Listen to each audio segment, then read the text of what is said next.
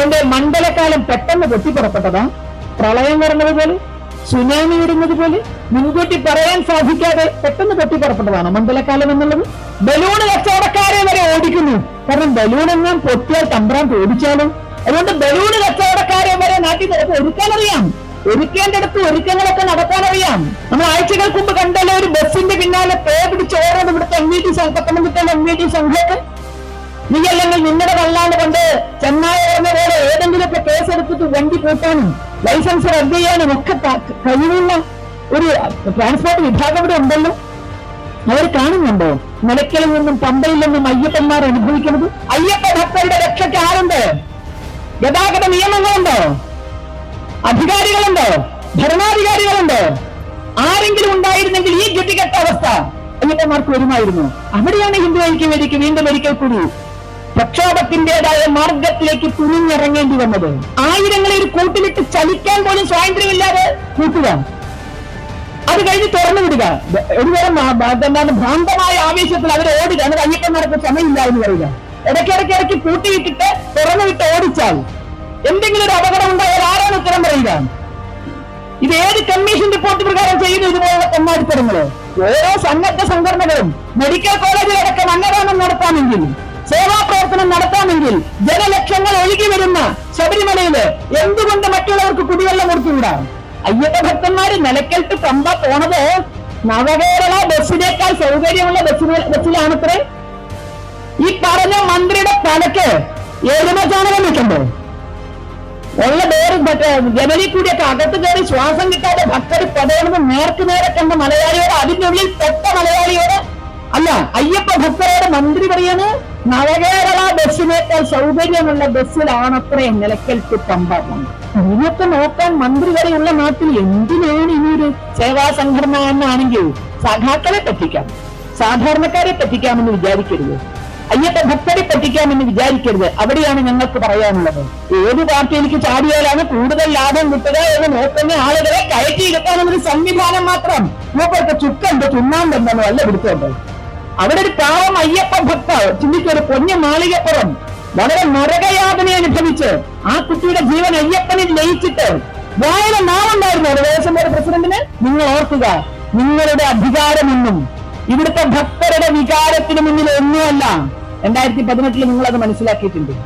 5000 പോലീസും പമ്പയെന്ന് വെടിവെച്ച പാണ്ടിത്താവളത്ത് കൊല്ലണ തോക്കും വജ്രയും കുന്തവും കൊടച്ചക്രം എന്ത് കാണിച്ചു നിങ്ങളെ കണ്ടേ? അതുകൊണ്ട് നിങ്ങളുടെ അധികാരവും നിങ്ങളുടെ അഹങ്കാരവും ഭക്തന് നിങ്ങൾ ഒന്നുമല്ല എന്ന് തിരിച്ചറിയേണ്ടുന്ന സമയമാണിത്.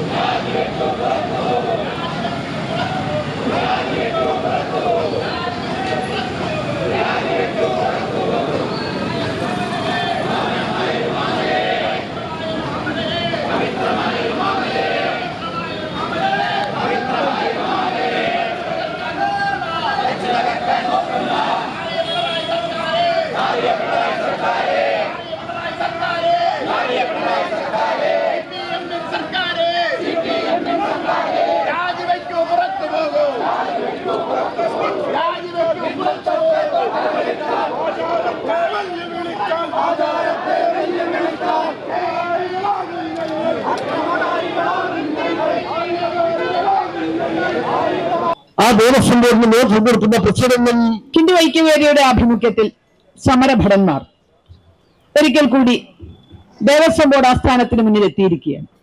നമുക്കറിയാം, പലപ്പോഴും നമുക്കിവിടെ എത്തേണ്ടി വരാറുണ്ട്.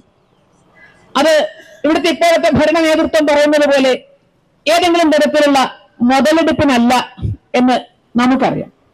കാരണം എന്തുകൊണ്ട് 2018 ഒരുപാട് പ്രാവശ്യം ദേവസ്വം ബോർഡിന് മുന്നിലേക്കും ക്ലിഫ് ഹൗസിന് മുന്നിലേക്കും സെക്രട്ടേറിയറ്റിന് മുന്നിലേക്കും പോലീസ് സ്റ്റേഷനിലേക്കും ജയിലിലേക്കും അടക്കം ഭക്തജന സമൂഹം ശരണം വിളിച്ചു പോകേണ്ടി വന്നിട്ടുണ്ട്. എന്തുകൊണ്ട്? ഒരു കോടതി വിധിയുടെ പശ്ചാത്തലത്തിൽ ശബരിമല ആരാധന തന്നെ അട്ടിമറിക്കാം.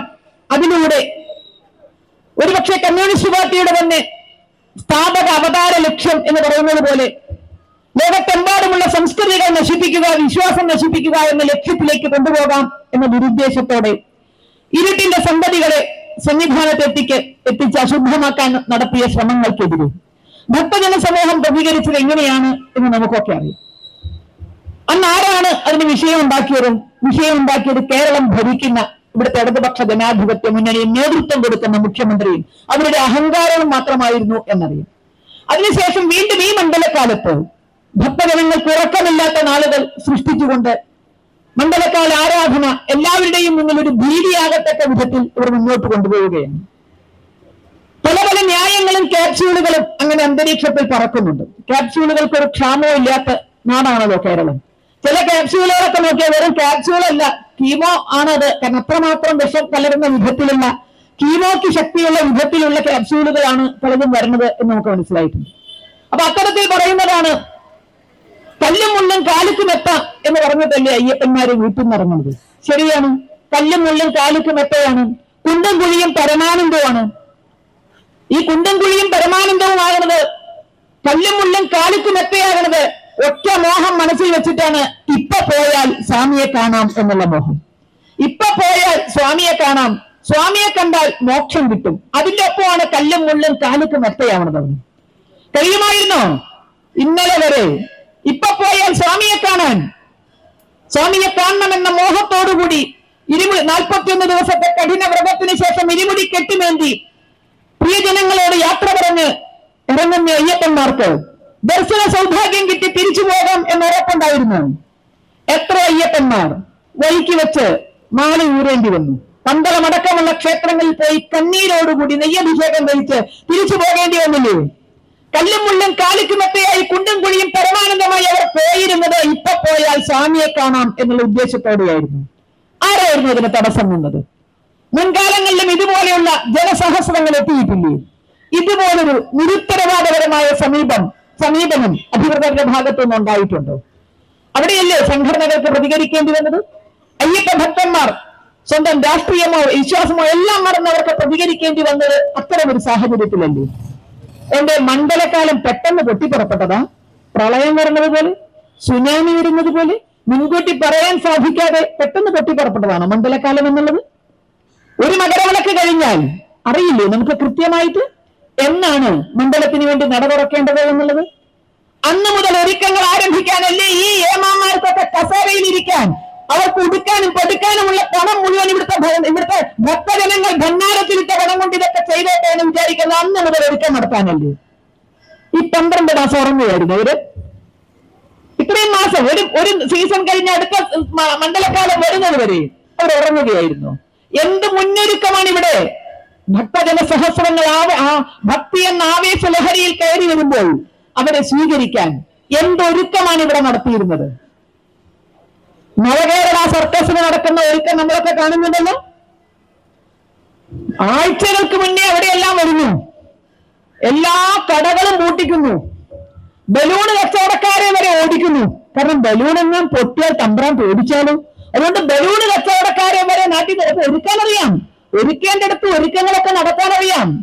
രാവിലെ നടത്തുന്ന മൃഷ്ടാന്ന സദസ്സിലേക്ക് ഒരു അണ്ടിപ്പരിപ്പിന്റെ തൂക്കം എത്രയായിരിക്കണമെന്ന് കൃത്യമായിട്ട് ഓർഡറാണ് വരുന്നത്. അണ്ടിപ്പരിപ്പ് വേണം, പിസ്ത വേണം, മറ്റത് വേണം, ഇത്ര വേണം, ഇത്ര ടേബിളിൽ എടുക്കണം. ഈ കേരളത്തിന്റെ സമ്പദ് വ്യവസ്ഥ മെച്ചപ്പെടുത്താൻ വേണ്ടി കെട്ടും താങ്ങി മലയിലേക്ക് വരുന്ന അയ്യപ്പന്മാർക്ക് ഒരു തുള്ളി വെള്ളം കൊടുക്കാൻ മുന്നൊരുക്കം നടത്താൻ കഴിയാത്തവരാണ് അണ്ടിപ്പരിപ്പ് ഇത്ര, പിസ്ത ഇത്ര എന്ന് പറഞ്ഞുകൊണ്ട് ഒരുക്കം നടത്തിയത്. അപ്പൊ ഒരുക്കം നടത്തേണ്ടാത്തവർക്ക് ഇതൊക്കെ നടത്താനറിയാം. മാസങ്ങൾക്ക് മുമ്പേ നടത്തുന്നു. തമ്പുരാന് പൊങ്ങാനും താങ്ങാനും ലിഫ്റ്റ്, വണ്ടിയിൽ പൊങ്ങിത്താണ് കളിക്കാൻ, പിള്ളേരെ മാതിരി പൊങ്ങിത്താണ് കളിക്കാൻ ലിഫ്റ്റ്.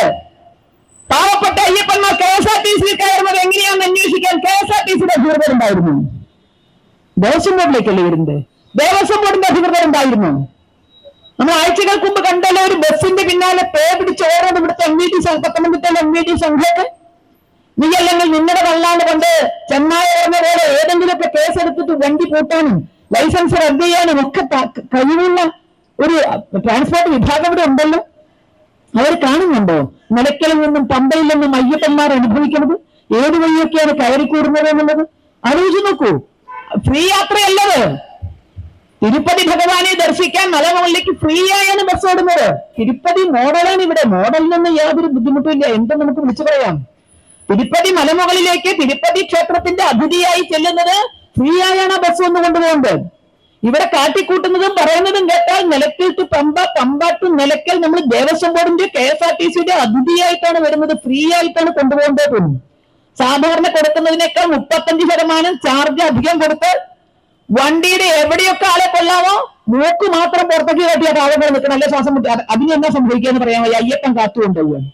ഓരോ വണ്ടി വരുമ്പോഴും അവനവൻ ഒരുപക്ഷെ ഒരു വർഷം മുഴുവൻ ഈറ്റി വിരുമ്പി വെച്ച പണം മാറ്റിവെച്ച് സ്വന്തമായി വണ്ടി വിളിച്ച് ഓരോ സ്ഥലത്തു നിന്ന് വന്നവരെ അവിടെ നിന്ന് ഇറക്കി അമ്മമാരെയും കുട്ടികളെയും അടക്കമുള്ളവരെ വലിച്ചു കയറ്റി ഈ ക്യൂവില്ല, മര്യാദയ്ക്ക് കയറ്റാൻ ആളില്ല, ഒരു ബസ്സിൽ ഇത്ര ആളായാൽ ബസ് വിടാൻ ആളില്ല. നമുക്കെല്ലാം ഉണ്ട്. ഇപ്പൊ നമ്മൾ MVD ഉണ്ട്, ട്രാൻസ്പോർട്ട് വകുപ്പിന്റെ എല്ലാ സംവിധാനവും ഉണ്ട്, പോലീസിന്റെ എല്ലാ ഏമാന്മാരും ഉണ്ട്. എല്ലാവരും അവിടെ ഉണ്ടെന്ന് പറഞ്ഞു. അവരുടെ എണ്ണം കുറഞ്ഞിട്ടില്ല എന്ന് പറഞ്ഞു. ഇവരെല്ലാവരും ഉണ്ട്. പക്ഷേ ഒരു സ്കൂൾ വിടുന്ന നേരത്ത് ആ സ്കൂളിന്റെ പരിസരത്ത് വരുന്ന ബസ്സിലേക്ക് കുട്ടികളെ കയറ്റാൻ 1-2 പോലീസുകാർ വിചാരിച്ചാൽ നടക്കുന്നുണ്ട്. സ്കൂൾ വിടുന്ന നേരത്തെ 1-2 പോലീസുകാർ, പോലീസല്ല മറ്റേ എന്താണ് താൽക്കാലിക വരുന്ന ഗാർഡാണെങ്കിൽ പോലും അവരെ കൊണ്ട് കയറ്റി വിടാൻ പറ്റുന്നുണ്ട്. അത്തരം ഒരു മനുഷ്യ സ്നേഹമെങ്കിലും ആ നിലയ്ക്കലും പമ്പയിലും എടുത്ത പോലീസ് ഡിപ്പാർട്ട്മെന്റ് കാണിച്ചിരുന്നുവെങ്കിലോ അയ്യപ്പന്മാർ ഇതുപോലെ ജനല് വഴിക്കും മറ്റു വഴിക്കും ഒക്കെ കയറി പെടാപ്പാട് പെടുമായിരുന്നു. കുഞ്ഞുങ്ങളൊക്കെ ചാക്കയിലൂടെ നിലവിളിക്കുന്നത്. കാരണം അമ്മ എവിടെ, അച്ഛൻ എവിടെ, കയറി ഇറങ്ങിയോ, ഒരു യാതൊരു പിടുത്തമില്ലാതെ അവർ നിലവിളിക്കുന്ന ദോഷം പറയാൻ പറ്റുമോ? ഇപ്പൊ പറഞ്ഞു വെറുതെ അച്ഛനെ കാണാത്ത കുട്ടിയായിരുന്നു. അച്ഛൻ അകത്താണോ പുറത്താണോ എന്ന് കുട്ടിക്കറിയാൻ എന്ത് സംവിധാനം? കാരണം അമ്മ അതിലല്ലേ ഇടിച്ചു കയറ്റുന്നതിന്റെ അകത്തൊക്കെ. എന്നാ ഇടിച്ചു കയറ്റുമ്പോ പൈസക്ക് കുറവുണ്ടോ? സ്പെഷ്യൽ ബസ് ഓപ്പറേറ്റ് ചെയ്യാനുള്ള ചാർജാണ് അധികം മേടിക്കുന്നത് എന്നാണ് ന്യായം കോടതിയോട് പറഞ്ഞത്. 35% ചാർജ് എന്തുകൊണ്ട് അധികം മേടിക്കുന്നു? ഒറ്റ ന്യായമാണ്, സ്പെഷ്യൽ ബസ് ഓപ്പറേറ്റ് ചെയ്യാനുള്ള ചാർജ്. സാധാരണ ഓടുന്ന വണ്ടികൾ പോലും, സീസൺ അല്ലാത്ത സമയത്ത് ഓടുന്ന വണ്ടികൾ പോലും സ്പെഷ്യൽ ആക്കുന്നു. അതാണ് എന്ത് ന്യായമുള്ളത്? റെയിൽവേ സ്പെഷ്യൽ വണ്ടിക്ക് ടിക്കറ്റ് നിരക്ക് കൂട്ടുന്നില്ല എന്ന ചോദ്യത്തിന് ഓടുന്ന ഒരു വണ്ടിയുടെയും ടിക്കറ്റ് കൂട്ടുന്നില്ല. 365 ദിവസം ഓടുന്ന വണ്ടിയിൽ അയ്യപ്പ ഭക്തന്മാർക്ക് കൃത്യമായി കയറാം. 5 നയാ പൈസ അധികം കൊടുക്കണ്ട. ഇതിനു വേണ്ടി പ്രത്യേകമായി ഓടിക്കുന്ന വണ്ടിക്കാണ് ഓപ്പറേഷൻ ചാർജ് മേടിക്കുന്നത്. ഇവിടെ ഏതാണോ സംഭവിക്കുന്നത്? സാധാരണ പമ്പ വരുന്ന വണ്ടികളൊക്കെ അറ്റത്തോട് വരെ മാത്രമാക്കിയിരിക്കുന്ന അയ്യപ്പ ഭക്തന്മാർക്ക് ഉപകാരപ്പെടാതിരിക്കാൻ സാധാരണ എല്ലാ ദിവസവും ഉള്ള റൂട്ടുകള്, ആ റൂട്ടുകൾ സ്പെഷ്യൽ ചാർജിന് മറ്റുള്ളവരിൽ കയറാൻ വേണ്ടി ആ വണ്ടികൾ അറ്റത്തോട് യാത്ര അവസാനിപ്പിക്കുന്നു. ഇത് പിടിച്ചു പറിക്കാൻ അല്ലെങ്കിൽ മറ്റെന്തിന്? ഈ ഒരു ബസ്സിൽ 2-3 ഇരട്ടി ആളുകളെ അധികം കയറ്റിയിട്ട് 35% ചാർജും അധികം വാങ്ങിച്ചു കൊണ്ടുപോകുമ്പോൾ അയ്യപ്പ ഭക്തരുടെ രക്ഷയ്ക്ക് ആരുണ്ട്? ഗതാഗത നിയമങ്ങളുണ്ടോ? അധികാരികളുണ്ടോ? ഭരണാധികാരികളുണ്ടോ? ആരെങ്കിലും ഉണ്ടായിരുന്നെങ്കിൽ ഈ ഗതികെട്ട അവസ്ഥ അയ്യപ്പന്മാർക്ക് വരുമായിരുന്നു. അവിടെയാണ് ഹിന്ദു ഐക്യവേദിക്ക് വീണ്ടും ഒരിക്കൽ കൂടി പ്രക്ഷോഭത്തിന്റേതായ മാർഗത്തിലേക്ക് തുനിഞ്ഞിറങ്ങേണ്ടി വന്നത്. ഞങ്ങൾ തുടങ്ങിയിട്ടേ ഉള്ളൂ, ബാക്കി കാണാനിരിക്കുന്നേ ഉള്ളൂ. പറയാതെ ചെയ്യാൻ ഞങ്ങൾ ഭീകര സംഘടനയല്ല എന്നതുകൊണ്ട് തന്നെയാണ് ചില കാര്യങ്ങൾ പറഞ്ഞു തന്നെ ഇനി അങ്ങോട്ടുള്ള പ്രക്ഷോഭത്തിലേക്ക് നീങ്ങുന്നു എന്ന മുന്നറിയിപ്പ് നൽകാൻ തന്നെയാണ് ഞങ്ങൾ അധികൃതരുടെ മുന്നിൽ വന്നിരിക്കുന്നത്. രഹസ്യ സംഘടനയാണ് ഞങ്ങൾ ചെയ്തു പോയത്. ഞങ്ങൾ ഭീകര സംഘടനയിലെ രഹസ്യ സംഘടനയിലെ ജനാധിപത്യപരമായി പ്രവർത്തിക്കുന്ന സംഘടനയായതുകൊണ്ട് തന്നെ ഞങ്ങൾക്ക് ചില കാര്യങ്ങൾ പറഞ്ഞേ മതിയാകുള്ളൂ. ആ പറഞ്ഞുകൊണ്ട് മാത്രം ചെയ്യണം. ലക്ഷക്കണക്കിന് അയ്യപ്പന്മാരായിട്ട് വരട്ടിയതിന് എന്ത് ന്യായമാണ് പറയാനുള്ളത്? കല്ലും മുള്ളും കാലിക്കുമെത്തയാകാം, കുണ്ടും കുഴിയും പരമാനന്ദമാകാം. വെള്ളം കുടിക്കണ്ടേ? മൂത്രമൊഴിക്കണ്ടേ? തടഞ്ഞു വെക്കാൻ പറ്റുമോ? തമ്പുരാന് തടഞ്ഞു വെക്കാൻ പറ്റാത്തോണ്ടാണല്ലോ ഇരിക്കുന്നവർക്ക് തന്നെ കക്കൂസും കൊണ്ടുപോകുന്നത്. ഇറങ്ങി പോകാനുള്ള ക്ഷമയും അല്ലെങ്കിൽ അതിനുള്ള സഹനശേഷി പോലും ഇല്ലാത്തോണ്ടാണല്ലോ ഇരിക്കുന്നവർക്ക് തന്നെ നടക്കണം എന്ന് വിചാരിച്ച് കക്കൂസുമായിട്ട് നടക്കുന്നത്. അയ്യപ്പ ഭക്തന്മാർക്ക് നടക്കണോടെ കക്കൂസ് വേണ്ട, അവരൊന്ന് വിട്ടാൽ മതി മര്യാദയ്ക്ക്. എന്ത് ശാസ്ത്രീയമായ യുക്തിക്കനുസരിച്ച് ഈ കൂട്ടിലിട്ട് കൂട്ടണത്? ആയിരങ്ങളെ ഒരു കൂട്ടിലിട്ട് ചലിക്കാൻ പോലും സ്വാതന്ത്ര്യമില്ലാതെ കൂട്ടുക, അത് കഴിഞ്ഞ് തുറന്നു വിടുക. ഒരുതരം എന്താണ് ഭ്രാന്തമായ ആവേശത്തിൽ അവർ ഓടുക. എന്നിട്ട് അയ്യപ്പന്മാർക്ക് ക്ഷമയില്ല എന്ന് പറയുക. ഇടയ്ക്കിടയ്ക്ക് പൂട്ടിയിട്ടിട്ട് തുറന്നു വിട്ട് ഓടിച്ചാൽ എന്തെങ്കിലും ഒരു അപകടം ഉണ്ടായാൽ ആരാണ് ഉത്തരം പറയുക? ഇത് ഏത് കമ്മീഷൻ റിപ്പോർട്ട് പ്രകാരം ചെയ്യുന്നു ഇതുപോലുള്ള തെമ്മാടിത്തരങ്ങള്? തിരുപ്പതി മോഡലാണത്രേ. പോയിട്ടുണ്ടോ ഇവിടെ തിരുപ്പതിയിൽ? അവിടെയും കൂട്ടിലിടുന്നുണ്ട്. അവിടെ ഇരിക്കാം, ഭക്ഷണം കഴിക്കാം, വെള്ളം കിട്ടും, ഭക്ഷണം കിട്ടും, എല്ലാം കിട്ടും. ഇതൊരു ശുദ്ധവായുവിന് പോലും കാടാകൊണ്ട് അത് ചിലപ്പോൾ ഫ്രീ ആയിട്ട് അടിച്ചു പോകായിരിക്കും. അത് എല്ലാവരും ഉള്ളിൽ കടിച്ചെത്തണ്ടേ? ഒരു ശുദ്ധവായുവിന് പോലും പാകമില്ലാതെ ആ അപ്പാച്ചി നാട്ടിലെ അവിടെ ചെല്ലുന്നിടത്ത് ഏതോ വ്യവസായി ഒരു ഫാൻ വെച്ചിട്ടുണ്ട്. അവിടെ നിൽക്കുന്നവർക്ക് അത് കിട്ടും. ഒരു ഫാൻ, അദ്ദേഹത്തിന്റെ ഒരു സേവനം എന്നുള്ള നിലയ്ക്ക് 2 വലിയ ഫാനുകൾ അവിടെ കൊണ്ടുവച്ചിട്ടുണ്ട്. ബാക്കിയുള്ളിടത്ത് യാതൊന്നുമില്ലാതെ അയ്യപ്പ ഭക്തന്മാർക്ക് കാറ്റ് കിട്ടാനോ വെള്ളം കിട്ടാനോ ഒരു സൗകര്യമില്ല. ഇതെല്ലാം ചെയ്യാൻ തയ്യാറുള്ള സന്നദ്ധ സംഘടനകൾ പുറത്തുണ്ട്. ഈ സന്നദ്ധ സംഘടനകളെ അടുപ്പിക്കാതെ മാറ്റി നിർത്തിയതിന്റെ കാരണമുണ്ട്. ഒരു ക്ഷേത്രം നശിച്ചാൽ അത്രയും അന്ധവിശ്വാസം നശിച്ചു എന്ന് നിങ്ങൾ പറയുമ്പോഴും, അമ്പലത്തിൽ കത്തിക്കുന്ന വെളിച്ചെണ്ണയുണ്ടെങ്കിൽ വീട്ടിൽ കൊണ്ടുപോയി പപ്പടം കാച്ചിക്കൂടെ എന്ന് നിങ്ങൾ വിപ്ലവം പറഞ്ഞനായാലും, ആ വെളിച്ചെണ്ണ കൊണ്ട് വീട്ടിലെ പപ്പടം കാച്ചണ വെളിച്ചെണ്ണ കൊണ്ടുപോയിട്ട് അമ്പലത്തിന് തിരിവെച്ച് അമ്പലത്തിന് വേണ്ടി ഇറക്കുകയും നടക്കുകയും ചെയ്തവരാണ് ഇവിടുത്തെ ഹൈന്ദവ സംഘടനകൾ. അവരെ പടിക്ക് പുറത്തിറക്കുന്നതിൽ നിങ്ങൾക്ക് എന്ത് ന്യായമാണ് പറയാനുള്ളത്? കൊടുങ്ങല്ലൂർ ക്ഷേത്രത്തിൽ നിന്ന്, എരുമേലിയിൽ നിന്ന്, ശബരിമലയിൽ നിന്നൊക്കെ അയ്യപ്പ ഭക്തരുമായി ബന്ധപ്പെട്ട സംഘടനകള് സേവാ പ്രവർത്തനം ചെയ്യുന്നത് വിലക്കിയത് എന്തുകൊണ്ട്? ഞങ്ങൾ അന്നദാനം നടത്തിക്കൊള്ളാം ദേവസ്വം ബോർഡ് മാത്രം എന്ന് കോടതിയിലടക്കം തെറ്റിദ്ധരിപ്പിച്ച് വിധികൾ മേടിക്കുമ്പോൾ ഞാനൊന്ന് ചോദിക്കട്ടെ, ഏതാനും 100 കണക്കിനോ അല്ലെങ്കിൽ 1000 കണക്കിനോ ആളുകളെ ഉള്ള ഒരു മെഡിക്കൽ കോളേജില് രോഗികളായിട്ട് വരുന്നത്, ആ മെഡിക്കൽ കോളേജില് സന്നദ്ധ സംഘടനകൾ ഭക്ഷണം കൊടുക്കുന്നില്ലേ? ഡിവൈഎഫ്ഐ പൊതിച്ചോറ് ഇറന്നു കൊണ്ടുവന്നു അല്ലെ? ഓരോ വീട്ടിലും പൊതിച്ചോറിന് പോകുമ്പോൾ എന്താ സംഭവിക്കുന്നത്? വണ്ടിപ്പെരിയാറിലെ അമ്മയടുത്ത് പറഞ്ഞു തരുമായിരിക്കും നമുക്ക്. കാരണം അവർക്ക് എന്തും ചെയ്യാമല്ലോ, സുഖമായി ഇറങ്ങിപ്പോരാം, അതുകൊണ്ട് എന്തും ചെയ്യാം. അങ്ങനെ ഓരോ സന്നദ്ധ സംഘടനകളും മെഡിക്കൽ കോളേജിലടക്കം അന്നദാനം നടത്താമെങ്കിൽ, സേവാ പ്രവർത്തനം നടത്താമെങ്കിൽ, ജനലക്ഷങ്ങൾ ഒഴുകി വരുന്ന ശബരിമലയില് എന്തുകൊണ്ട് മറ്റുള്ളവർക്ക് കുടിവെള്ളം കൊടുത്തുകൂടാ? അയ്യപ്പന്മാരെ കൊല്ലുക എന്നതല്ലാതെ മറ്റെന്ത് ഉദ്ദേശം അതിനകത്തുള്ളത്? അവർക്ക് കുടിവെള്ളം കൊടുക്കാനോ ലഘുഭക്ഷണം കൊടുക്കാനോ സന്നദ്ധ സംഘടനകൾ ഇറങ്ങിയാൽ എന്താണ് കുഴപ്പം? നിങ്ങളുടെ രാഷ്ട്രീയ കണ്ണിലൂടെ കാണുന്നതല്ലാതെ, അയ്യപ്പ ഭക്തന്മാർ നരകിക്കട്ടെ എന്ന ചിന്തയല്ലാതെ മറ്റെന്തുകൊണ്ടാണ് അതിനെ തടഞ്ഞത്? അതുകൊണ്ട് ഹിന്ദു ഐക്യവേദി അതിശക്തമായി തന്നെ പറയാൻ ആഗ്രഹിക്കുന്നു, ഞങ്ങളൊരു പോസ്റ്റ്മോർട്ടം നടത്താനല്ല ഇവിടെ എത്തിയിരിക്കുന്നത്. കാരണം എന്ത് നടന്നു എന്നത് 24 മണിക്കൂറും നമ്മളെല്ലാം ഓരോ ചാനലുകളും നമ്മുടെ മുന്നിൽ എത്തിച്ചിട്ടുണ്ട്. എന്താണ് അവിടെ നടന്നത്? എന്താണ് നടന്നത്? ദേവസ്വത്തിന്റെ മന്ത്രിയോട് ചോദിച്ചു നോക്കൂ. നമുക്കൊരു മന്ത്രിയുണ്ട്, ഒരു വിളക്ക് കിട്ടിയില്ലെങ്കിൽ പോലും കരയുന്നയാളാണ്.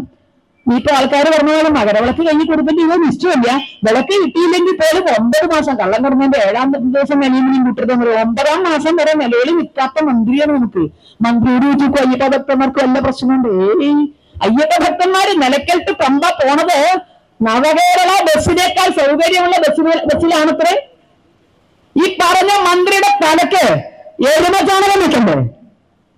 ഉള്ള ഡോറ് ജനലിൽ കൂടിയൊക്കെ അകത്ത് കയറി ശ്വാസം കിട്ടാതെ ഭക്തർ പടയണത് നേരെ കണ്ട മലയാളിയോട്, അതിന്റെ ഉള്ളിൽ പെട്ട മലയാളിയോട് അല്ല, അയ്യപ്പ ഭക്തരോട് മന്ത്രി പറയാണ് നവകേരള ബസ്സിനേക്കാൾ സൗകര്യമുള്ള ബസ്സിലാണത്രേ നിലയ്ക്കൽ ടു പമ്പ പോകുന്നത്.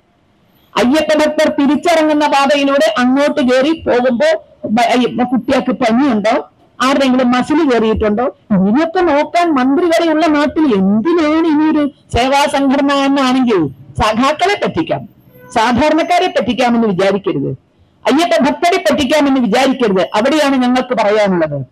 ഇപ്പോൾ ക്രിസ്മസ് പരീക്ഷാകാലം തുടങ്ങിയിരിക്കുകയാണ്. മിനിഞ്ഞാന്ന് മുതൽ പരീക്ഷ തുടങ്ങിയിരിക്കുകയാണ്. സ്വാഭാവികമായി തിരക്ക് കുറയും. മിനിഞ്ഞാന്ന് മുതൽ പരീക്ഷാകാലം തുടങ്ങിയതുകൊണ്ട് സ്വാഭാവികമായി തിരക്ക് കുറയും. ക്രിസ്മസ് പൂട്ട് തുടങ്ങിയാൽ ഇതായിരിക്കില്ല അവസ്ഥ.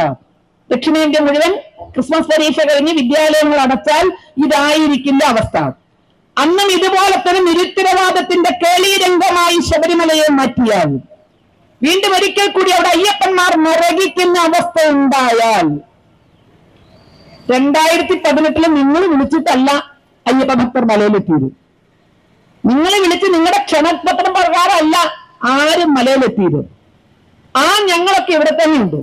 അതുകൊണ്ട് തന്നെ പറയുന്നു, ഇനി ഒരിക്കൽ കൂടി അയ്യപ്പ ഭക്തന്മാരെ ബുദ്ധിമുട്ടിച്ചാൽ നിങ്ങളുടെ ക്ഷണമോ നിങ്ങളുടെ അനുമതിയോ ഞങ്ങൾ കാത്തു നിൽക്കില്ല. ഹിന്ദു ഐക്യവേദിയുടെ സമരഭടന്മാർ അവിടെ സേവാ പ്രവർത്തനത്തിന് ഉണ്ടായിരിക്കുമെന്നുള്ളത് നിങ്ങൾക്ക് പറയാൻ കൂട്ടിയാൻ പറ്റില്ല. ഒരു അയ്യപ്പനെ പോലും വെള്ളം കിട്ടാതെ, ഭക്ഷണം കിട്ടാതെ വലയ്ക്കാൻ ഞങ്ങൾ ഇനി അനുവദിക്കില്ല. ഹിന്ദു ഐക്യവേദിയുടെ കർമ്മഭടന്മാർ അതിനുവേണ്ടി മല കയറിയിരിക്കും എന്നുറപ്പ്.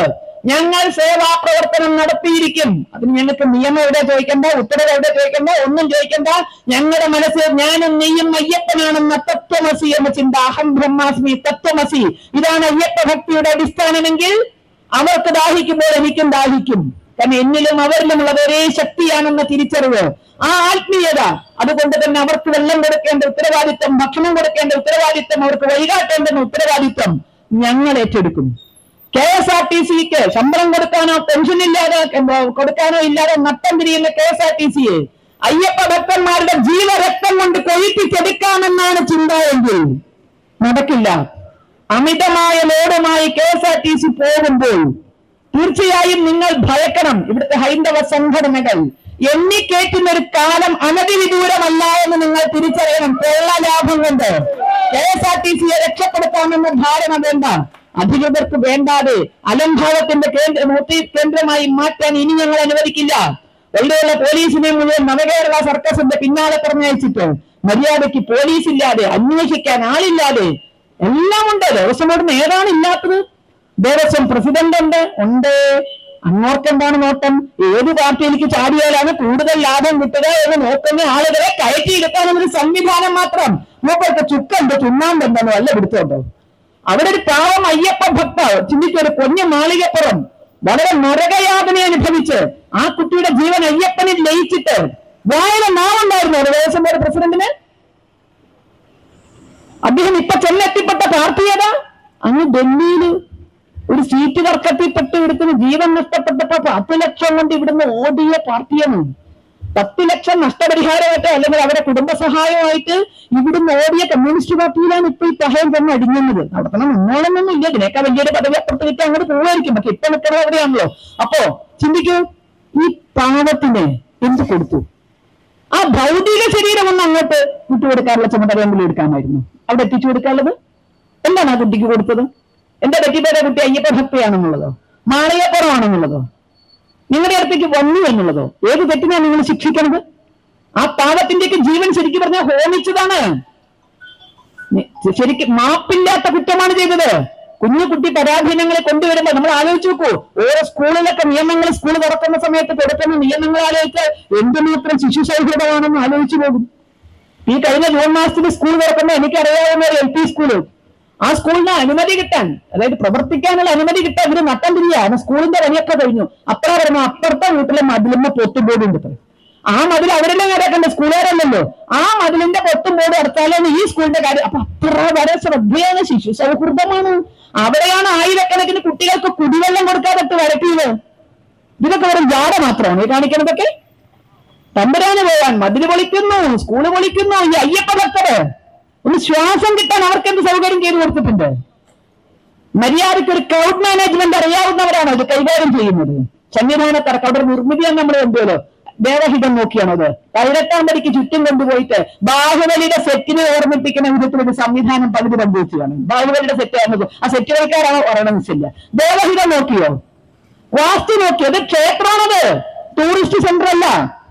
എന്നിട്ട് ഇപ്പൊ പോലീസുകാർ വരുമ്പോൾ ഞങ്ങൾക്ക് അവിടെ നിന്ന് പിടിച്ചു കയറ്റാൻ വയ്യ. അവിടെ നിന്നുകൊണ്ട് ഞങ്ങൾക്ക് അവിടെ നിന്നുകൊണ്ട് പിടിച്ചു കയറ്റാൻ വയ്യ. ഇത് മുൻകൂട്ടി കാണാതാണ് ഇത്തരം സംവിധാനങ്ങൾ ചെയ്തത്. അപ്പാപ്പ പറഞ്ഞാൽ അപ്പാപ്പ ചെയ്യുക എന്നുള്ളതാണോ കണക്കാക്കുന്നത്? അപ്പൊ ആ നിർമ്മിതി അശാസ്ത്രീയമാണ്. ഇതൊന്നും ഒന്നും അവർക്ക് നോക്കേണ്ട കാര്യമില്ല. സർവക്ഷേത്രങ്ങളെ നശിപ്പിക്കുക എന്ന ഉത്തരവാദിത്വത്തെ നടക്കുന്നവർക്ക് ഇതൊക്കെ അവരുടെ അജണ്ടയുടെ ഭാഗമാണ്. അത് അനുവദിക്കില്ല എന്ന് തന്നെയാണ് പറയുന്നത്. നിങ്ങളുടെ നവകേരള സദസ്സുകൾ അടക്കം ക്ഷേത്രഭൂമികളിലേക്ക് കടന്നു കയറുമ്പോൾ ക്ഷേത്രങ്ങൾ ഹിന്ദു എന്ന് പറയാൻ പാടില്ല എന്ന് വിലക്കൊള്ളവരാണ് കടന്നു കയറുന്നത്. അപ്പൊ അവർക്ക് അതിനുള്ള സ്ഥലമാണ് ഇന്ന് നവകേരള സദസ്സ്, നാളെ രാഷ്ട്രീയ പ്രസ്ഥാനം. ഇങ്ങനെ ക്ഷേത്രം ഇന്നലെ ഇവിടെ മഹിളായ്ക്ക് വേണ്ടി പൂജപ്പുരയിൽ സമരം മഹിളായ്ക്ക് വേണ്ടി മാത്രം എല്ലാ സംഘടനകളും ചെയ്യുന്നു. പൂജപ്പുര ഒന്ന് ആലോചിച്ച് നോക്കൂ, എത്ര ഭക്തിസാന്ദ്രമായ ആത്മീയതയുടെ കേന്ദ്രത്തിലാണ് ഇതുപോലുള്ള തെമ്മാടുത്തര അവരുടെ മറ്റേ സ്വാഗത സംഘം ഓഫീസ് വേറെ സ്ഥലം കിട്ടായിട്ടാണ്, വേറെ സ്ഥലം കിട്ടാണ്ടിയാണോ? അപ്പൊ കഴിയുന്നത്ര ക്ഷേത്രങ്ങൾ പിടിച്ചെടുക്കുക എന്നുള്ള ദുരുദ്ദേശത്തോടു കൂടിയാണ് ഇതുപോലുള്ള സംവിധാനങ്ങളൊക്കെ ചെയ്യുന്നത്. പക്ഷേ നിങ്ങൾ ഓർക്കുക, നിങ്ങളുടെ അധികാരമൊന്നും ഇവിടുത്തെ ഭക്തരുടെ വികാരത്തിന് മുന്നിൽ ഒന്നുമല്ല. 2018 നിങ്ങൾ അത് മനസ്സിലാക്കിയിട്ടുണ്ട്. 5000 പോലീസും പമ്പയെന്ന് വെടിവെച്ച പാണ്ടിത്താവളത്ത് കൊല്ലണം തോക്കും വജ്രയും കുന്തവും കൊടച്ചക്രം എന്ത് കാണിച്ചു നിങ്ങളെ കണ്ട്? അതുകൊണ്ട് നിങ്ങളുടെ അധികാരവും നിങ്ങളുടെ അഹങ്കാരവും ഭക്തന് മുന്നിൽ ഒന്നുമല്ല എന്ന് തിരിച്ചറിയേണ്ടുന്ന സമയമാണിത്. അതുകൊണ്ട് ഹിന്ദു ഐക്യവേദി ഇറങ്ങുകയാണ്. ഹിന്ദു ഐക്യവേദിയുടെ നേതൃത്വത്തിലുള്ള ഒരു സംഘം ശബരിമല നിലയ്ക്കൽ മുതൽ എരുമേലി മുതൽക്ക് അങ്ങോട്ട് സന്ദർശിച്ചു. ഭക്തജനങ്ങളുമായും മറ്റ് ബന്ധപ്പെട്ടവരുമായും ഒക്കെ തന്നെ വേണ്ടുന്ന വിധത്തിൽ ചർച്ചകൾ നടത്തി. മര്യാദയ്ക്ക് എല്ലാ കാര്യങ്ങളുടെ പോക്ക് എങ്കിൽ അതൊരു ക്ഷേത്രമാണ്. അതെങ്ങനെ നടത്തണമെന്ന് ഇവിടുത്തെ ഭക്തർക്കറിയാം. നിങ്ങളെ മാറ്റി നിർത്തിക്കൊണ്ട് അത് ഞങ്ങൾ ഏറ്റെടുത്ത് നടത്തേണ്ടുന്ന ഒരു അവസ്ഥയിലേക്ക് കാര്യങ്ങൾ കൊണ്ടുപോകരുത് എന്ന് മുന്നറിയിപ്പ് തരാനാണ് ഞങ്ങൾ ഇതിന്റെ മുന്നിൽ എത്തിയിരിക്കുന്നത്. ഈ സിംഹാസനങ്ങൾ ദണ്ഡഗോപുരങ്ങളിൽ ഇരിക്കുന്നവർക്ക് താഴെയുള്ളവന്റെ വേദന അറിയില്ല, അവന്റെ വെപ്രാളം അറിയില്ല, അവന്റെ ഭക്തി അറിയില്ല. നിങ്ങൾക്ക് ഭണ്ണാരത്തിൽ വീഴുന്ന പണമാണ് പ്രശ്നം. അതേ നിങ്ങൾക്ക് നോട്ടമുള്ളൂ. ഞാൻ മഴ കയറുമ്പോ ഒരു 10-15 പ്രാവശ്യം അനൗൺസ്മെന്റ് കിട്ടും. പമ്പ മുതൽ സന്നിധാനം എത്തണവരെ കേട്ടു. ഇപ്പോൾ ഡ്യൂട്ടിയിൽ ഇല്ലാത്ത മുഴുവൻ ദേവസ്വം ബോർഡ് ജീവനക്കാരും കാണിക്ക വഞ്ചിക്കടുത്തേക്ക് എത്തേണ്ടതാണ്. പമ്പയിൽ ഇപ്പോൾ ചുമതലയിൽ ഇല്ലാത്ത അല്ലെങ്കിൽ ഇപ്പോൾ ഡ്യൂട്ടിയിൽ ഇല്ലാത്ത മുഴുവൻ ദേവസ്വം ജീവനക്കാരും കാണിക്ക വഞ്ചിക്കടുത്തേക്ക് എത്തണം. എന്നിട്ട് തീർന്നില്ല, എന്നാലും എത്തില്ല. അതങ്ങോട്ട് ചെന്ന് മറച്ചാൽ മതി. പിന്നെ അവൻ ശ്വസിച്ചാലെന്ത്, വെള്ളം കുടിച്ചാലെന്ത്, മൂത്രം ഒഴിച്ചില്ലെങ്കിലെന്ത്, ഗൂഗിൾ പേ ചെയ്യാനുള്ള സംവിധാനമുണ്ട്. എന്തിനാണ് നിങ്ങൾ കുത്തിക്കെട്ടി വരുന്നത്? ആളധികം വരാമെന്നാണല്ലോ ദേവസ്വം മന്ത്രി പറഞ്ഞത്. നിങ്ങൾ എന്തിനാ വരുന്നത്? ഗൂഗിൾ പേ സൗകര്യമുണ്ട്. ആന്ധ്രയിൽ ഇരുന്നിട്ടോ, ഡൽഹിയിൽ ഇരുന്നിട്ടോ, ദുബായിൽ ഇരുന്നിട്ടോ, അമേരിക്കയിൽ ഇരുന്നിട്ടോ നിങ്ങൾ ഗൂഗിൾ പേ ചെയ്താൽ മതി. ഞങ്ങൾ വേണമെങ്കിൽ അയ്യപ്പനെ നിങ്ങൾ കാണിച്ചു തരാം. വാട്സാപ്പിൽ കൂടിയോ ഫേസ്ബുക്കിൽ കൂടിയോ ഒക്കെ നിങ്ങൾക്ക് കാണിച്ചു തരാം. നിങ്ങളുടെ അടുത്തേക്ക് എത്താം. നിങ്ങൾ എന്തിനാ ഇങ്ങോട്ട് വരുമ്പോൾ? ഞങ്ങൾക്ക് പണം മാത്രം. ആ പണം മാത്രം കൊതിക്കുന്നവർ മനസ്സിലാക്കുക, ഞങ്ങൾ സമ്പത്തിന്റെ കണ്ണിലൂടെയോ അധികാരത്തിന്റെ കണ്ണിലൂടെയോ അല്ല അയ്യപ്പനെ കാണുന്നത് എന്നുള്ളത്. അതുകൊണ്ട് തന്നെ ആ അയ്യപ്പ ഭക്തന്മാരുടെ സുരക്ഷയ്ക്ക് ഹിന്ദു ഐക്യവേദി പ്രതിജ്ഞാബദ്ധമാണ്. നീ ഒന്ന് പറയായിരുന്നില്ലേ എന്ന് ചോദിക്കാൻ കാച്ചിട്ട് തിരുസന്നിധിയിൽ വന്ന് ഞങ്ങൾ പറഞ്ഞേക്കാണ്. നീ നാളെ ഞങ്ങളെ കുറ്റപ്പെടുത്തരുത്. എന്താണ് സുവർണാവസരം നോക്കിയെന്നോ അല്ലെങ്കിൽ മുതലെടുത്തു എന്നോ ഒന്നും പറഞ്ഞ് ഹിന്ദു ഐക്യവേദിയുടെയോ ഹൈന്ദവ സംഘടനകളുടെയോ മുന്നിൽ വരരുത്. സുവർണാവസരം നിങ്ങളുടെ കോർട്ടിലാണ് ഇപ്പോൾ കിടക്കുന്നത്. നിങ്ങൾക്ക് ഹൈന്ദവ സംഘടനകളെയോ ഹൈന്ദവ സമൂഹത്തെയോ ഭക്തജനങ്ങളെയോ പ്രകോപിപ്പിക്കാതെ ഭംഗിയായി കാര്യങ്ങൾ നടത്താം. ഭംഗിയായില്ലെങ്കിൽ അത് ഭംഗിയാക്കാൻ ഞങ്ങൾ ഉണ്ടാകും എന്ന് മാത്രം പറഞ്ഞുകൊണ്ട് ഈ പരിപാടി ഉദ്ഘാടനം ചെയ്തതായി അറിയിച്ചുകൊണ്ട് ഞാൻ എന്റെ വാക്കുകൾ നിർത്തുന്നു. നിങ്ങൾക്കൊന്നും ഇത്തരമൊരു സമരം നടത്തേണ്ടി വന്ന സാഹചര്യത്തെ സംബന്ധിച്ചും ശശികല ടീച്ചർ പറയുകയുണ്ടായി. ഇന്ന് കേരളത്തിലെ ഹിന്ദു സമൂഹത്തിന് ഹിന്ദുവായി ജീവിക്കണമെന്നുണ്ടെങ്കിൽ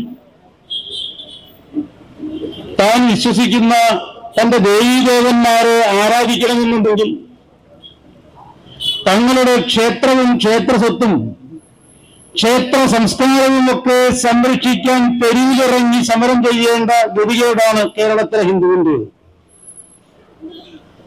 ലോകത്തിൽ ഏതെങ്കിലും ഒരു രാജ്യത്ത് ആ രാജ്യത്തെ ഭൂരിപക്ഷ ജനത അവരുടെ അവകാശവും ധർമ്മവുമൊക്കെ സംരക്ഷിക്കാൻ തെരുവിലിറങ്ങി സമരം ചെയ്യേണ്ട ഗതികേടുണ്ടെങ്കിൽ അത് ഭാരതത്തിലെ കേരളത്തിലെ ഹിന്ദുവിന് മാത്രമാണ്. മറ്റ് ജനാധിപത്യ സംവിധാനങ്ങളിലൊക്കെ ഭൂരിപക്ഷ സമുദായത്തിന്റെ താല്പര്യമനുസരിച്ച് ഭൂരിപക്ഷ സമുദായത്തിന്റെ ഹിതമനുസരിച്ച് ഭരണവും ഭരണചക്രവും തിരിയുമ്പോൾ കേരളത്തിൽ ഭൂരിപക്ഷ സമുദായത്തെ അവഗണിക്കുകയും പാർശ്വവൽക്കരിക്കുകയും അവന്റെ വിശ്വാസത്തെ അടിച്ചമർത്തുകയും ചെയ്യുന്ന ഒരു സ്ഥിതിവിശേഷമാണുള്ളത്. ഇത് ഇന്നും ഇന്നലെയും തുടങ്ങിയതല്ല. ടീച്ചറുടെ പ്രസംഗത്തിൽ സൂചിപ്പിക്കുകയുണ്ടായി. ഒരു കാലഘട്ടത്തിൽ കേരളത്തിലെ കമ്മ്യൂണിസ്റ്റുകാർ നമ്മളോടൊക്കെ പറഞ്ഞത് നമ്മുടെ ക്ഷേത്രങ്ങളൊക്കെ തച്ചു തകർത്ത് കപ്പനടയാണ്, അങ്ങനെ കപ്പനത്താൽ പട്ടിണി മാറ്റാം എന്നാണ്. രാമായണവും മഹാഭാരതവും ഭഗവത്ഗീതയും പോലെയുള്ള ഒരു ധാർമ്മിക ഗ്രന്ഥം കത്തിച്ചു കളഞ്ഞാൽ അത്രയും അന്ധവിശ്വാസം ഇല്ലാതെയാകുമെന്നാണ് ഇന്നത്തെ കമ്മ്യൂണിസ്റ്റുകാരെ നമ്മളെയൊക്കെ പഠിപ്പിച്ചത്, മുദ്രാവാക്യം വിളിച്ചത്. പക്ഷേ കേരളത്തെ ഹിന്ദു അത് ചെവിക്കൊണ്ടില്ല. നമുക്കറിയാം, പതിറ്റാണ്ടുകൾക്ക് മുമ്പ് നമ്മുടെയൊക്കെ ഗ്രാമാന്തരങ്ങളിൽ തകർന്നു കിടന്നിരുന്ന അന്ത്യത്തിൽ വെക്കാൻ മകനില്ലാത്ത ഹൈന്ദവ ക്ഷേത്രങ്ങൾ അത് ഹിന്ദു സമൂഹം ഏറ്റെടുത്ത് നെഞ്ചേറ്റി. അങ്ങനെ തകർന്നു കിടന്നിരുന്ന ഓരോ ക്ഷേത്രങ്ങളും ഇന്ന് മഹാക്ഷേത്രങ്ങളാണ്. അത്തരത്തിൽ നിത്യവിധാനത്തിന് വകയില്ലാത്ത ക്ഷേത്രങ്ങളുടെയും അത് മഹാക്ഷേത്രങ്ങളായിട്ട് മാറി. രാമായണവും മഹാഭാരതവും ഭാഗവതവും ഒന്നും തന്നെ നമ്മൾ കത്തിച്ചു കളഞ്ഞില്ല. മറിച്ച് ഓരോ ഹിന്ദുവും അത് പഠിക്കാൻ തയ്യാറായി. ഇന്ന് രാമായണവും മഹാഭാരതവും ഭാഗവതവും ഇല്ലാത്ത ഹൈന്ദവ ഗ്രന്ഥങ്ങളില്ല, ഗൃഹങ്ങളില്ല, വീടുകളില്ല. ഭാഗവത സപ്താഹം നടക്കാത്ത ക്ഷേത്രങ്ങളില്ല. എന്തിനേറെ പറയുന്നു, രാമായണം പാരായണം നടത്താത്ത കമ്മ്യൂണിസ്റ്റുകാരന്റെ വീടുകൾ തന്നെ ഇന്ന് വളരെ വിരളമാണ് എന്ന് നമുക്കറിയാം. അത്തരത്തിൽ പതിറ്റാണ്ടുകളായി കേരളത്തെ ഹൈന്ദവ സംഘടനകൾ, ഹിന്ദു സംഘടനകൾ, ഭക്തജന സംഘടനകൾ, ക്ഷേത്രങ്ങൾ അവരുടെ നിതാന്തമായ പ്രവർത്തനത്തിലൂടെ, പരിശ്രമത്തിലൂടെ കേരളത്തിലൊരു വലിയ ഹിന്ദു ഉന്നത്തം, ഹിന്ദു ഏകീകരണം, ആധ്യാത്മിക ഉണർവുണ്ടായ സമയത്ത് ആ ആധ്യാത്മിക ഉണർവിന്, ഹിന്ദു ഉന്നത്തത്തിന്, ഹിന്ദു ഏകീകരണത്തിന് നിദാനമായിട്ടുള്ളത് ഹൈന്ദവ ക്ഷേത്രങ്ങളാണ് എന്ന് ബോധ്യപ്പെട്ട ഇവിടുത്തെ കമ്മ്യൂണിസ്റ്റുകാർ ഒരു കാലഘട്ടത്തിൽ ക്ഷേത്ര സങ്കേതത്തിന് പുറമെ നിന്നുകൊണ്ട് ക്ഷേത്രം തകർക്കാൻ ശ്രമിച്ചവർ ഇന്ന് ക്ഷേത്ര സങ്കേതത്തിനകത്ത് കടന്നു കയറിക്കൊണ്ട് അതിന്റെ ഉള്ളിൽ നിന്ന് ക്ഷേത്രങ്ങളെയും ക്ഷേത്ര സംസ്കാരത്തിനെയും പച്ചു തകർക്കാനുള്ള ഒരു പരിചയമാണ് നടന്നുകൊണ്ടിരിക്കുന്നത്. അതാണ് നേരത്തെ പറഞ്ഞ ശബരിമലയുടെ വിഷയം. ശബരിമല നമുക്കറിയാം ലോകത്തിലെ ഏറ്റവും വലിയ തീർത്ഥാടന കേന്ദ്രങ്ങളിൽ ഒന്നാണ്. 64 ദിവസത്തൊരു തീർത്ഥാടന കാലഘട്ടത്തിൽ കോടിക്കണക്കിന് അയ്യപ്പ വിശ്വാസികളാണ്, അയ്യപ്പ ഭക്തന്മാരാണ് ശബരിമലയിലേക്ക് ദർശനത്തിന് വേണ്ടി വരുന്നത്. ഒരു വലിയ ഹിന്ദു മുന്നേറ്റം, ഹിന്ദു ഏകീകരണം അത് ശബരിമലയെ കേന്ദ്രീകരിച്ചുണ്ടാകുന്നുണ്ട്. അതുകൊണ്ട് ശബരിമല ക്ഷേത്രത്തെ തകർക്കേണ്ടത് ഇവിടുത്തെ കമ്മ്യൂണിസ്റ്റുകാരന്റെ, ഹിന്ദു വിരുദ്ധരുടെ, ക്ഷേത്ര വിരുദ്ധരുടെ ആവശ്യമാണ്. അതുകൊണ്ട് ക്ഷേത്രങ്ങളും ദേവസ്വം ബോർഡുകളുമൊക്കെ ഇന്ന് കമ്മ്യൂണിസ്റ്റുകാരൻ പിടിച്ചു വെച്ചിരിക്കുകയാണ്. നമുക്കറിയാം, കുറച്ചു വർഷങ്ങൾക്ക് മുമ്പ് വരെ, അല്ലെങ്കിൽ കഴിഞ്ഞ ഇവിടുത്തെ സർക്കാർ വരെ ഇടതുമുന്നണി ഭരിക്കുന്ന സമയത്ത് ദേവസ്വം മന്ത്രി ഇടതുമുന്നണിയിലെ ഒരു കമ്മ്യൂണിസ്റ്റുകാരനല്ലാത്ത ഒരു കക്ഷിയുടെ നേതാവായിരിക്കും.